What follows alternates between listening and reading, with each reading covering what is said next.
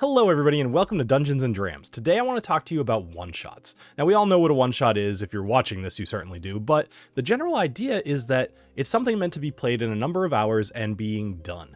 So I frequently want to run these, especially for friends, or actually my kids really want to get into D&D. And if you are interested, let me know in the comments below. I kind of want to maybe use ChatGPT to help me come up with a cool and age-appropriate one-shot for my kids who are 9 and 7.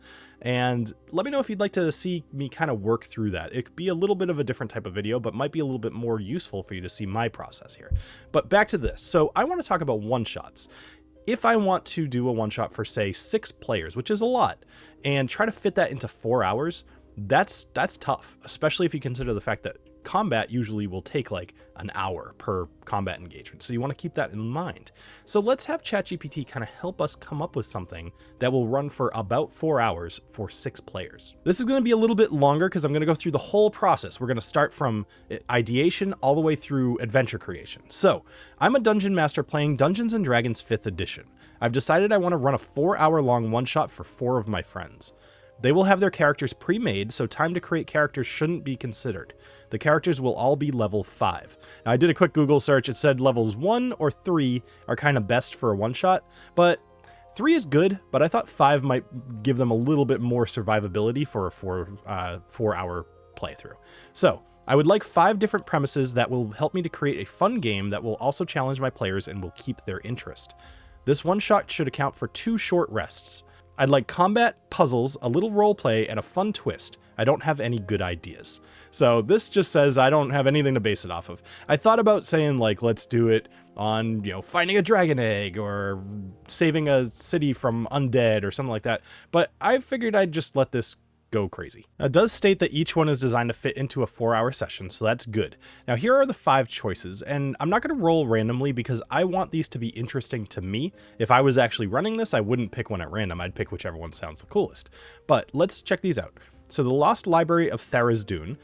They are hired to find an ancient hidden library rumored to hold forbidden knowledge. It's located in a forgotten temple deep in a haunted forest. So this makes a ton of sense to me. You're going to have puzzles, you're going to have like traps, you're going to have whatever. This feels good to start off with. The Festival of the Silver Dragon. The party arrives in a town to celebrating a mythical silver dragon that once saved them. During the festival, the dragon actually appears, requesting help to defeat an awakened evil. So this is a battle against a cult. Solve challenges based on local folklore to find the cult's lair and engage with festival goers and dragon worshippers. This one could be pretty cool, especially if you're introducing new people. Seeing a dragon for the first time is always a cool, memorable thing, and a silver dragon's a good one to roleplay. Let's check a Golem's Heart. So the Golem's Heart, a renowned inventor's greatest creation, a sentient golem malfunctions and rampages through the countryside. The party is tasked to stop it without destroying it. Subdue smaller automatons and eventually confront the golem, deactivate traps in the inventor's workshop, and reprogram the golem.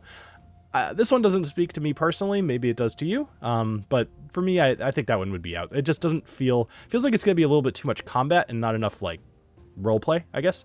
The Mirage Oasis. The party traversing a desert finds an oasis that is a portal to a pocket dimension. Inside, they must retrieve a powerful artifact. Kind of lacks the reason to do so. So let's see.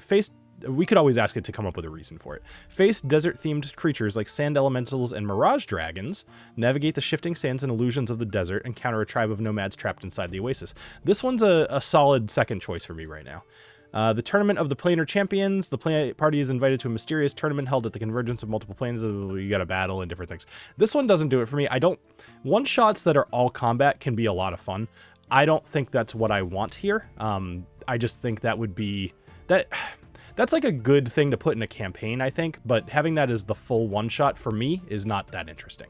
I think I've got to go Lost Library of Tharizdun. I just think that sounds really fun.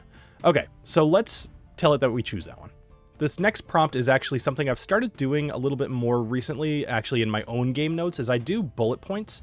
This seems obvious, but I like to have major plot events for that day's session that I'm seeing coming. Obviously, things could always go off the rails and frequently do, but having a plan is always good. So let's go with this. I would like to create a one-shot for the Lost Library of Tharizdun.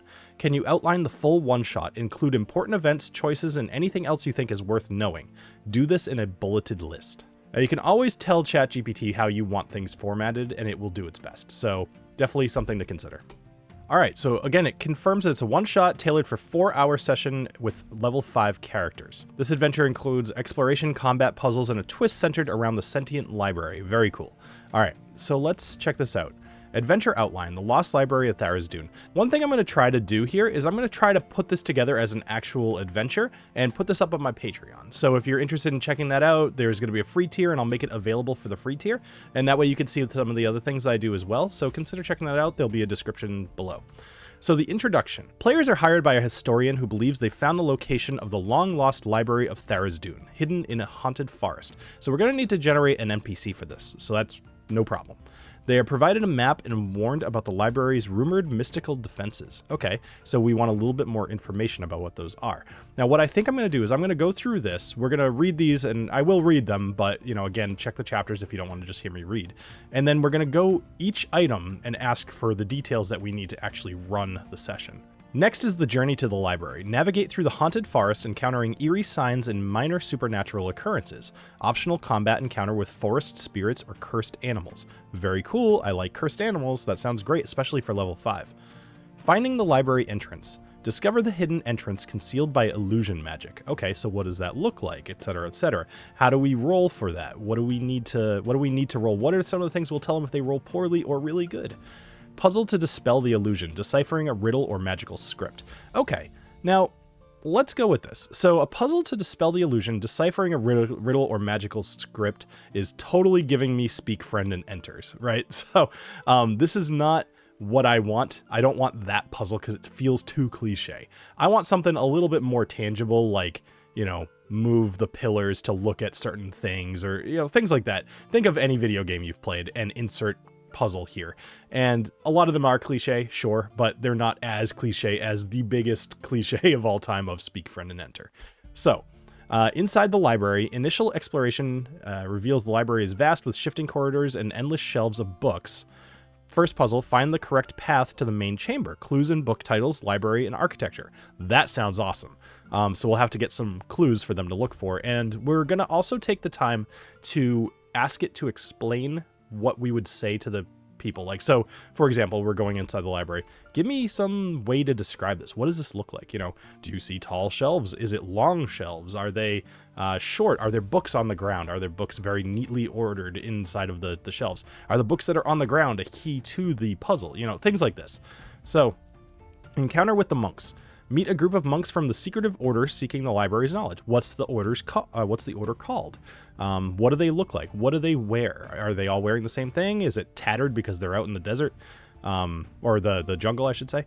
Roleplay opportunity. Persuade the monks to cooperate, share information, or leave peacefully. Okay, cool. Main chamber and the guardian challenge. Upon reaching the main chamber, the party is challenged by the library's guardian, a construct spirit or magical entity. Personally, I'm going to make this an aberration, or maybe a monstrosity. I'm not really sure. I don't really want it to be a spirit. I get why they would do that, especially if it needs to just live forever. But who cares what this thing's living on? I mean, that could matter if you were playing a campaign. In this case, it's just there, and it doesn't really matter why it's there. But I don't want it to be a spirit where it has to be like, you know, I'm disappearing or I'm like creepy. I want it to just be like a monster. So maybe a monstrosity. Combat encounter. Subdue or outsmart the guardian without destroying it. Maybe. Maybe they kill it. We'll see. The heart of the library. Discover the library's core, a sentient artifact or entity that communicates with the party. All right, puzzle, answer its riddles to prove worth to gain access to forbidden knowledge. Okay, so Sphinx. That's okay. The monk's betrayal. Twist. The monks reveal their intention to seize control of the library for their own agenda. Oh, okay. So, you know, if your players aren't bloodthirsty and didn't try to kill all the monks, now they're going to come back and try to, you know, take over the library. So what happens? We'll need to ask what happens if the monks are somehow killed. Combat encounter with the monks, potentially using the library's defenses. That's cool. That's really cool. We can come up with some ideas for what the library's defenses are and have them kind of go on, you know, initiative 20 every turn or something like that. Very cool. And that is a brilliant idea, actually, if you think it through, because that will, if the defenses are strong enough, let's say that there's 5 monks and your players, there are 4 players, they're starting to get beaten, or maybe it's taken like 2 or 3 turns to actually kill a monk or 2. but the library's defenses are they're disintegrating a monk every turn. That will put a limiter on the fight, and your players might not just get into combat and drain all their hit points. I like that a lot. All right, library sentience revealed. The library alters its layout during the combat, helping or hindering both parties. Roleplay/puzzle, convince the library to aid the party against the monks. Okay, that feels like it probably should have been before the monks attacked, but we'll figure that out. Resolution. After resolving the conflict, the party can extract knowledge or artifacts. The sentient library makes a request to either keep its existence secret or guide certain worthy individuals to it. Very cool. I would probably say make it like, it depends on if you want to use this as part of a campaign or not. I would guess this is a one-shot because that's what we're designing. I would say either one of those doesn't really matter, but you need to roll the right stuff to convince it that you're telling the truth. Return to the historian. Actually, that gives people the ability to either do deception or persuasion. So that's cool. Return to the historian. The party returns to the historian with their findings. They're rewarded based on what they share and how they handled the library's sentience. So there you go. Maybe they do or don't say what's going on. They lie about the library being sentient if they said that they would keep the secret. Optional. Future plot hooks. The library could be a recurring element in your campaign with its knowledge leading to new adventures. The monks might return either as allies or enemies depending on the party's choices. Okay, that's cool, but I'm running a one-shot. I don't care about that. Additional notes. Include 2 short rests, one after the journey through the forest and another after the encounter with the library's guardian. That makes sense. Adjust the difficulty of combat encounters and puzzles based on the party's strengths and weaknesses. The sentient library offers a unique role-playing opportunity as it can have its own personality and goals. The outline provides a mix of exploration, blah, blah, blah, blah. Okay, excellent. So let's take this piece by piece, and we're going to flesh this out. So something that ChatGPT is not very good at, I've found, is in a long-term scenario of a really long thread, it gets confused about different points that it's stated as fact. So something I'm going to try here, I actually have never tried this before, so you're going to get to see whether this works or not. I like this adventure. Please remember each of the 12 bullet points. I'll be asking for clarification on each one individually. I don't really want it to get super confused by me asking different questions and changing things around. So I'm hoping that this will keep that solid as far as what it needs to remember. All right, let's go to number 1. Now, we had said that with number 1, the introduction, they're hired by a historian. The next thing I'm going to do is I'm going to give this a couple of my templates for things that I know I'm going to need to create. For example, monsters and NPCs. So here's just my NPC template. You'll find it down in the description. I've done a video on this. So we'll just add that in. And now I'm going to throw the monster one in there as well. So as part of giving it the NPC template, it actually already generated the historian, so we'll go back and check that one out in just a second. But here's the monster NPC, the monster template, so we'll let that go. And it's going to use that to create the Guardian of the library. So we'll let that do its thing. We might regenerate these, but that's okay. Okay, so as part of this introduction, we need the historian. Now, like I mentioned, it already generated this, so let's see what it generated. Alara Morning Song. Don't love the name, might change it. Doesn't really matter. For now, I'll keep it because, why not? All right, so she's a human named Alara Morningsong. She's a female, heterosexual, inquisitive, passionate about history, slightly absent-minded, and always eager to share knowledge. She's respectful, but gets easily excited when discussing ancient lore. Okay, so she's a nerd, but I like it. Alara has olive skin, stands about 5'6", and has a slender build. Her hair is long and black, usually tied up in a bun, with loose strands framing her face. She wears spectacles that often slip down her nose. She is neutral good, which makes sense. She's kind of just out there for herself, but has no reason to be mean or anything like that. She's neutral. All right, welcome. I've been poring over these texts for hours. You see, the alignment of the stars in the ancient scripts suggests the library must be...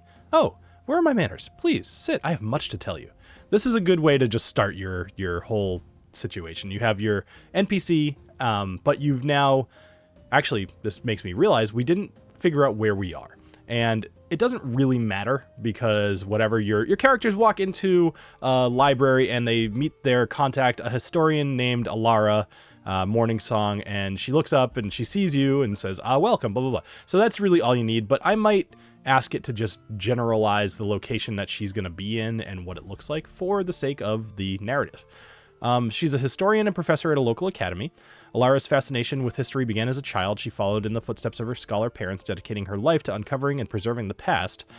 She's an expert in ancient languages and history, adept at deciphering codes and manuscript. Anyway, you can read the rest of this here on the Patreon if you'd like to, or just pause it. So the few things here, she basically is going to send them to the library and say that it holds a tome that she needs. It could be dangerous, it can hold the answer to a dangerous rising threat in the realm, but she needs brave souls to retrieve it.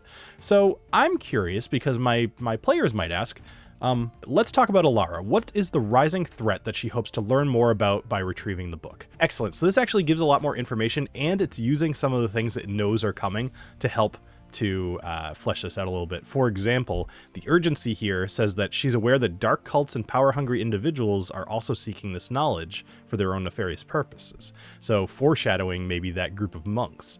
So very cool. Now, these are all things that you could decide to put behind a wall of, roll me an insight or persuasion to tell you more about the whole situation. She doesn't know you. Maybe she's not going to tell you everything because she's worried about panicking people or something like that.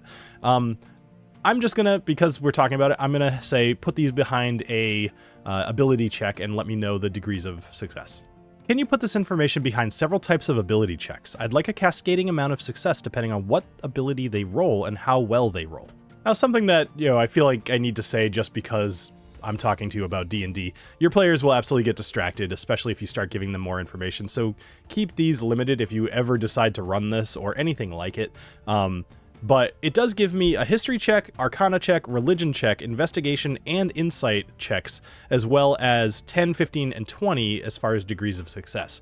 Now, these are everything from telling you about the history of the Shadow Rift to, what the Shadow Rift actually will do, and figuring out, that urgency of why she needs you to get it right now. So this is something else I'd like to try, specifically with this, and this is going to be for flavor text. So when considering flavor text that I'd like to read to my players, always keep it under 3 sentences. I find that ChatGPT is extremely verbose when you say, describe to me what the library looks like. It'll be, in the long, long ago, there was once a library. It just goes way too much. Utilize those 3 sentences as well as you can to paint a vivid picture. And it's cool because it actually totally understands why, which is funny that it does it by default. One thing I realize is that we're getting a little bit ahead of ourselves, so I'm going to say write me some flavor text to introduce the one-shot to my players. Now, this should be under 3 sentences. Perfect.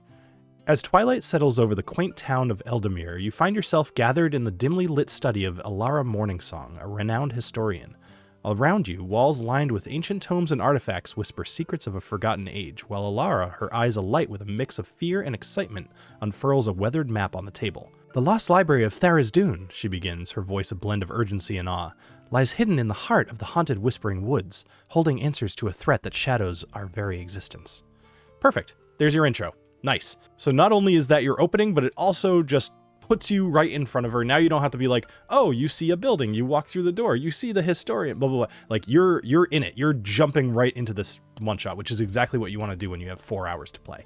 All right, our second bullet point here says they are provided a map and warned about the library's rumored mystical defenses. So what does that warning look like? So now I'm going to say, continuing with the introduction, this lets it know I still want to only sit in that very first bullet point. Otherwise, it might take some information from further down. What does Alara say to warn the players of the rumored mystical defenses? This is something it mentioned as the second bullet point under the first number, so it's going to tell me what the mystical defenses are, or at least what she knows from reading. Alara leans closer, her voice dropping to a hushed, earnest tone. Be wary, for the library is ensconced in mysteries as old as time itself, she cautions. Legends speak of shifting halls, spectral guardians, and cryptic riddles guarding its secrets, challenging all who dare seek its ancient wisdom. So now this is something to think about. Prior to this point, it would have made sense for me to have changed what that guardian was to the aberration that I mentioned.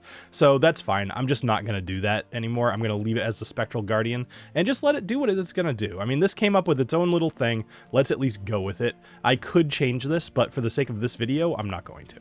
So at this point, I could either say, hey, give me an ability check thing for knowing what some of these items are, or it'd be more fun to let them figure it out. I personally, as a DM, I would not say oh, you rolled a 20 on your insight, so yeah, you know that the shifting halls might be a problem, for whatever.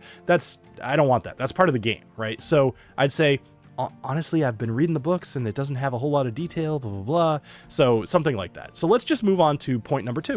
All right, so this is going to be a hefty one. So let's move to item number 2, Journey to the Library. Basically, this is them going through the haunted woods and then potentially having an optional combat encounter with either spirits or cursed animals. Now, I want it to be the cursed animals if that happens at all, but I also want this to be part of the game. Like, it's not just you walk through the woods and you find the temple, right? So write me some flavor text for navigating through the haunted forest. Then I say you could put all of this in a single query and it will put up all of the stuff, or prompt.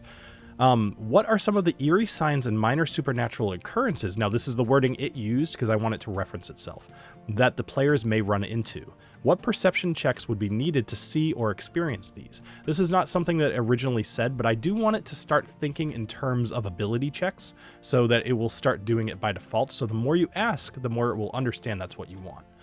What is the optional combat encounter? What would cause it to happen or not to happen? The fact that it's optional does say, like, hey, if you're running out of time, don't do it. But I also want to take it more literally. What could happen that would prompt the combat encounter? I'd like the combat encounter to be with cursed animals rather than forest spirits. What are these cursed animals and what are their stat blocks? Now, based off the template I gave it, it knows how to figure all this out. So let's go ahead. It took a little bit of time to get all of that, and this is a chance for me to say it's totally worth it to pay for ChatGPT version 4. You get a lot more detail, you get a lot faster responses.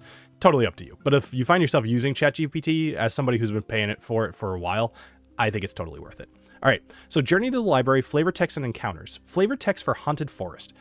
As you venture deeper into the whispering woods, a dense fog creeps around your ankles and the trees seem to watch, their gnarled branches casting unsettling shadows. An unnatural silence pervades, broken only by the occasional distant echo of a mournful howl or the rustle of leaves where no wind blows. The air feels thick with ancient magic, a reminder that these woods guard secrets not meant for mortal eyes. So here are all the eerie signs and supernatural occurrences. Now, I love this. So it has the DC checks here, 12, 15, 10, 13, for perception, right? So we have ghostly whispers at 12, where you hear faint whispers, blah, blah, blah. Mystical fog, to notice shapes or figures moving within the fog. Perception check of 10 to spot the faint blue lights floating among trees, vanishing when noticed. And perception check 13 to feel a sudden chilling cold in certain areas. Now, this is something interesting. If I were running this, what I would do is I'd probably look at whoever has the highest passive perception, and I would probably call one of these out. So let's say they had a passive perception of 13. I'd be like, hey, rogue guy, you feel a sudden chilling cold in certain areas, hinting at unseen presences. Or I'd probably make that sound a little cooler. And we could do that. We could ask for flavor text, but for the sake of time, I won't do that. But maybe I'll do that for the written thing I'll put up on the Patreon. So optional combat encounter, cursed animals. Now, the trigger is going to be the encounter happens if a player strays from the path or fails a group stealth check DC 14, disturbing the cursed creatures. So that's pretty good. So maybe a couple of times during the course of them walking through the haunted woods, you call for a stealth check. If somebody fails it, or maybe if the group overall doesn't do a collective of 14, then the combat encounter triggers. So cool. Now the creatures are cursed wolves, 2 to 3 depending on party size. Description: these wolves have a ghostly, emaciated appearance with glowing red eyes and patches of spectral fur that seem to phase in and out of existence. Love it, love it, love it. I just think wolves are a great thing because I like wolves, and this is a total tangent. I like wolves because it takes people from being like, I'm an adventurer just walking along, to suddenly being like, oh, I'm in combat, but it's not like a beholder. It's just something is aggressive, and now I'm getting a feel that like I'm in danger all the time. But it's probably not going to kill him. So a cursed wolf. Now let's see what makes them cool. So let's see. They have a regular wolf stats with slight modifications. So AC 13, hit points 15. So that's good. They'll die fairly quickly. They are faster than our players are most likely to be. They have bite attack. Cool. That makes sense. It's going to do 7 average damage. Their special ability is going to be ethereal passage. Once per combat, the wolf can become ethereal, allowing it to move through objects and creatures for 1 round. That's cool. Now they can kind of work their way around the group and bite people. I like it. Perception, stealth, whatever. Challenge rating 1. Behavior: cursed wolves use hit and run tactics, taking advantage of their ethereal passage ability. I don't love that they don't have pack tactics, but I think that's probably just to keep them as a CR1. So cool. These elements should create an atmosphere for blah, blah, blah, blah. Who cares? I do kind of hate that a little bit. Like ChatGPT needs to like finish its sentences by just being like, I'm awesome. These are why this is cool. All right. So you've got your combat. That's totally fine. You look at some of the other videos I've done for how to enhance your combat. That's up to you guys to run. All right, let's go to our next thing. We've now made it through the woods. So item number 3 is finding the library entrance. This is the one that basically I said I didn't really love it because it was a little bit too much like Speak Friend and Enter. But it does say you've now arrived kind of at this hidden entrance. It's hidden by illusion magic, and there's going to be either a riddle or a puzzle to dispel the magic. So I'm going to say, let's move on to item number 3, finding the library entrance. Write me some flavor text for this scene, and this is now going to be kind of the top chunk of all of these. I'm trying to distill this down to a formula so I can rewrite as little of this as possible. What are some ways I can hint at the existence of the hidden entrance? So this is going to be something that I'm going to, as the DM, try not to give too many hints unless they're taking too much time. One of those outs that you always need in a one-shot is to be able to move the game along if the players are taking too long. I would not like this door to be opened by solving a magical script puzzle. That's kind of what I said, and that's their words, magical script puzzle. I want it to be something more tangible, perhaps a series of pillars that need to be moved into certain positions. All right, so let's see what it says. As the ominous forest gives way, you emerge into a clearing bathed in a serene, otherworldly light. Before you stand ancient rune-carved pillars arranged in a seemingly haphazard manner, yet their purposeful placement hints at a hidden gateway. The air hums with latent magic, the silence of the woods now replaced by a faint, harmonic resonance emanating from the stones themselves. So now here are some hints at the hidden entrance. Alignment of shadows. As the sun moves, the shadows of the pillars align to form a specific pattern on the ground, suggesting a particular arrangement. Runic inscriptions. Each pillar has unique runes that faintly glow. When pillars are moved closer, the glow intensifies, indicating a connection. Natural elements, vines or moss growing on the pillars might subtly point or lean towards the next pillar in the sequence as if influenced by magic. Resonating sound, a low harmonic tone emanates from the pillars when touched. Moving them in certain ways changes the pitch and intensity of the sound, reaching a crescendo when correctly aligned. I kind of like that one. I like the resonating sound. I think that's something that would be easy enough to explain or try to imitate during a game. You know, like, warrior, or fighter, you go over, you touch the pillar. As you do, you hear a sound, it goes, like that. And then, your mage goes, oh, I touch another pillar. Oh, you hear another sound, it goes, and now they realize that there's a different tone to each one, and as they all touch them, do them in different things and let them kind of like go like that, and now the door opens. Something like that. It'd be kind of cool and easy to do. All right. The puzzle mechanism, pillar alignment puzzle. Oh, I kind of just figured out a puzzle while talking about it and looking at the clues. The players need to move the pillars into specific positions to reveal the entrance. Clue for solution, observing the pillars from a specific vantage point, perhaps a raised area or a marked stone in the clearing, shows that the runes on the pillars form a coherent map or symbol. All right, that's cool. Physical interaction. Wait, we'll go through this later. Or I'll go through this in the document. Now, opening the hidden entrance. Once the pillars are correctly aligned, the ground trembles and the air shimmers as the hidden entrance to the library materializes, revealing a stone doorway that slowly opens with a low, ancient groan, inviting the adventurers into the forgotten knowledge and mysteries within. Okay, cool. So now we're in. So again, we're going to go on with, let's move to item number 4 inside the library. Write me some flavor text for this scene. Now this scene says, initial exploration reveals the library is vast with shifting corridors and endless shelves of books. First puzzle, find the correct path to the main chamber. Clues in book titles, library, architecture. I'm going to try to give it even less of a prompt here, and I'm just going to say, like, figure this out for me, or tell me what I need to know, because at this point I've done 3 of these, and hopefully it can figure this out. So let's try it. How would you suggest I run this area of the adventure? Give me all of the details that I'll need as the GM to help my players. I'm really trying to be lazy here. Crossing the threshold, you step into the vast expanse of the Lost Library. Shelves towering high into the shadowed ceiling are laden with ancient tomes, their spines etched in forgotten scripts. The air is thick with the scent of old parchment and dust, and the silence is broken only by the soft echoes of your footsteps, as the library's endless corridors stretch out like a labyrinth before you. Well, asking for this much detail might have actually been a mistake, because now I'm inclined to ask it for more detail, but I'm going to resist that for now and maybe leave that as an exercise for yourself to do if you ever decide to work on this, or do the same thing. So in this case, basically it's actually suggesting that you'd probably either want to be really good at describing things or use a modular map, which is probably what I would suggest if you're playing in person and you have the ability. Use some like walls and tokens and minis or whatever else you have, and actually move the walls and the corridors around to make this a little tougher. Maybe roll some dice to figure out what moves or react to your players, but that could be kind of fun. So the library is a labyrinthian complex with shifting layouts. It reconfigures itself based on the presence of the adventurers.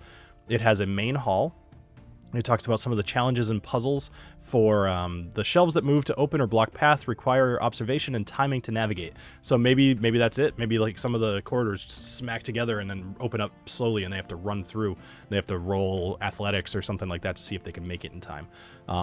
Or maybe just take their action to dash. So we'll see. The Enchanted Gallery, there's maybe some enchanted items which could tempt your players into touching them and maybe set off some traps, so consider that. I might actually ask it for some... I'm going to do that. I'm going to ask it for some traps for the Enchanted Gallery. All right, so then challenges and puzzles. Riddle of the Librarian. A talking statue or ghostly librarian poses a riddle to access a restricted section. Interesting. The shelves that move to open or block paths. Okay, we talked about that. Cryptic Catalog. A magical card catalog that requires clever interpretation to locate a specific book or section. Cool. Now, one thing I forgot to ask about is, like, what's the name of the book that they're looking for? So we could do that, and I'll put that in the PDF that I'll produce for this. Combat encounters. Animated books. So that's cool. You could just use the animated, animated item or animated object, something like that, to stat block. Guardian constructs. I don't really love that. I think that will slow things down quite a bit. But if you make the animated books just a minion, so if they hit, then they go down, and maybe that's how they actually have to find these books. It's something that you could figure out. All right, navigation mechanic. Players make intelligence checks to navigate through the library. Difficulty varies based on how much they've learned about the library's layout. That makes a lot of sense. Alternatively, and as they proceed, they'll learn more stuff, so the checks will get faster and easier, and they'll accomplish them more, so you'll get through the maze. Alternatively, use wisdom perception checks to notice patterns in the library's layout. That makes sense too. So there's some roleplay options. You could check with the spirits of past scholars that can give you some hints if you roll well. There's a lot of RP here, and actually I think that's kind of what this section's supposed to be about. You can go any direction that you want and play to your own strengths as a GM and see what you want to do. Do you want to roleplay a ghost? Do you want to hide some books? Do you want to come up with some ideas of your own? Library sentience interaction. The library subtly guides or hinders the players based on their actions in respect or lack thereof for knowledge in the library's sanctity. Okay, so if they're swiping books out of the air with their sword, maybe the puzzles get a little harder. Or maybe if they're capturing them and shoving them back on the shelf, then they go back to sleep, and then maybe things get a little easier because you showed some respect to the library. Little things like that. That's literally what just came to my head, so I'm sure you could come up with something better. Special mechanics, time distortion. I don't love that. I probably wouldn't do that, but time may pass differently inside the library, adding urgency or confusion. I don't love it. Magical darkness in some areas requires magical light or clever solutions to navigate. That might not be terrible. Might be a little hard to do as unless you're doing theater of the mind, but we'll see. Clues to the main objective. Hints about the location of the tome Alara seeks are scattered in various sections, requiring piecing together information from different sources. This is something that you could do if you find yourself actually going faster than you expected, which literally never happens. But who knows? If you want to plan for it, then that would be fine too. Or if you want to extend this to be from 4 hours to something a little bit longer, this would be a good one to put in here. That way, maybe you split the party up. That could always be fun. And we'll see what else happens. But now you've gone through this area. At this point, I'm going to use the exact same prompt, except changing number 4 to number 5, and see if it will give me. It will definitely give me as much information, but it's going to give me a lot more to think about too. All right, so encounter with the monks. Meet a group of monks from the secretive order seeking the library's knowledge. Roleplay opportunity. Persuade the monks to cooperate, share information, or leave peacefully. So now that I have this little prompt that I can change for each one of these, this should all go a lot faster.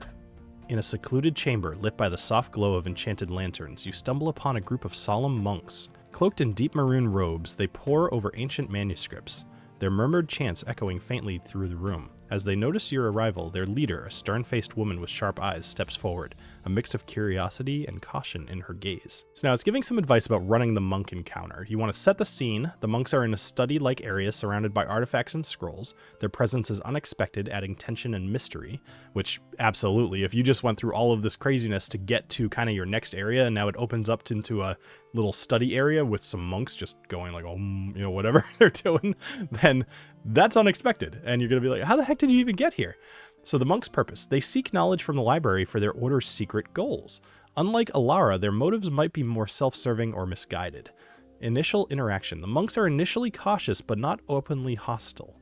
They might mistake the players for other intruders or rivals. So you can kind of pick which one you want to do. Either they're like, oh, hi, welcome to the library. What are you here for? Or they just kind of surround one of the tables and they're like very hostile. So we'll see. The lead monk, a charismatic and persuasive figure. All right. As far as the initial interaction, the monks are initially cautious but not openly hostile. They might mistake the players for other intruders or rivals. So you could kind of play that however you want, but I would encourage you to kind of have them stop studying, maybe most of them, and just be engaged. Because then it makes it seem like, oh, this could jump off, but they're also being kind of friendly, so I'm not sure what to make of it. It's an uneasiness that would be good. But then, mechanically, you also don't have the situation where you have to make your monks sit up, so that takes half of their movement, and then they get up and they start running over, and they don't actually make it to the players in the first turn, and that's kind of annoying too. Roleplay dynamics. Lead monk, a charismatic and persuasive figure skilled in diplomacy, she tries to gauge the player's intentions. Other monks, a mix of scholars and guards, they follow their leader's cues. So obviously we're going to ask for a stat block of both of these people. Possible outcomes. Peaceful resolution. Through successful persuasion or deception checks, players could form a temporary alliance or gain information. So we might ask for some idea of how to run that, but I also think that could be something so dynamic that having notes won't really help. But we'll see what we get from the stat blocks, because it's going to give us information that the monks might care about. So it might give you something to hint at, like maybe the monks really just need help finding the right text and your players offer to help, or maybe your players have already found the right text and the monk notices and now they're initially aggressive, or they try to persuade them to give it to them. Who knows? All right, so peaceful resolution, like I said. Tense standoff. Insight or intimidation checks might reveal the monk's true intentions or dissuade them from immediate conflict. Okay, combat. If negotiations fail or players act aggressively, the monks defend themselves. Makes sense. I actually like that. That's very straightforward. Skills and abilities of the monks. Combat skills. Some are trained fighters. Use acolyte or monk stats from the monster manual adjusted for challenge, which we're going to make it do the work for us. Funny to think that it's trying to get out of doing work. Magical abilities. A few can cast basic spells like Detect Magic, Shield, or Healing Word. That'll be interesting. Potential information gain. The monks might know about the library's defenses, layout, or specific artifacts. They could hint at other parties interested in the library's secrets. So this might be where you learn a little bit more about the defenses. That's actually pretty good. They probably know about the layout if they've made it to this part, but maybe not. Maybe there's more information that you can have. If you draw out a map, and I'll try to do something like that as well for the PDF, then that will help as well. You'll know the layout, you can give them some hints. Actually, what am I saying? I'm going to make ChatGPT make the map for me. We'll talk about that later. Aftermath. If the encounter turns hostile, the noise could attract the library's guardians. If peaceful, the monks could become recurring characters or future allies/enemies. Interesting. Loot. If defeated, the monks carry scrolls, potions, and maybe a key or map piece relevant to the library. That's very cool. So we'll ask what they would drop to after we've generated the stat blocks. Roleplay note. Emphasize the monks' diverse motivations. Some are true believers, others might have doubts. Potential for a monk to secretly help the player if convinced of their noble intent. All right, so let's generate some stat blocks. All right, this did fantastic. So the lead monk here is an adept of the hidden scroll. Now they have an AC of 16, 40 hit points, pretty good for this level, and to be kind of like a big beefy creature. They're pretty quick, they've got good stats, all of this stuff. They have evasion and deflect missiles. They can do a multi-attack with their quarterstaff or unarmed strikes, and they have stunning strike, so we know how that can go. Then there's other monks, which there's a guard monk, which is a little heftier in the hit points, also has flurry of blows. Then we have scholar monks who can cast minor spells like light, detect magic, and healing word, so they're going to run around and try to help people, or maybe I don't really know what they would do with detect magic in combat, but maybe that'll come to you in combat. Unarmed strike or simple spells. Okay, cool. So they have unarmed strike. Maybe give them a cantrip or two. So stealth monk, you have basically a rogue monk, I guess. They have a 14, 22 hit points. They have shadow step, so they basically misty step, right? But only in shadows. And then they have a dagger. Okay, cool. And now what loot specifically would these enemies drop? The lead monk will have the Ancient Scroll case, which contains a scroll of a rare spell or historical significance, possibly related to the library or the Shadow Rift. So this might be a little something that will give you like a bonus amount of gold at the end of the whole thing. The historian will say, oh, this is awesome, you also got this, here's a lot more money. Not that it really matters in a one-shot, but that kind of stuff is cool. All right, enchanted quarterstaff, that could be useful. A finely crafted quarterstaff that grants a +1 bonus to attack and damage rolls. Now, I would also, I would adjust this potentially to whoever is in your group. So if you don't have a monk in your group, something like this might not be super useful.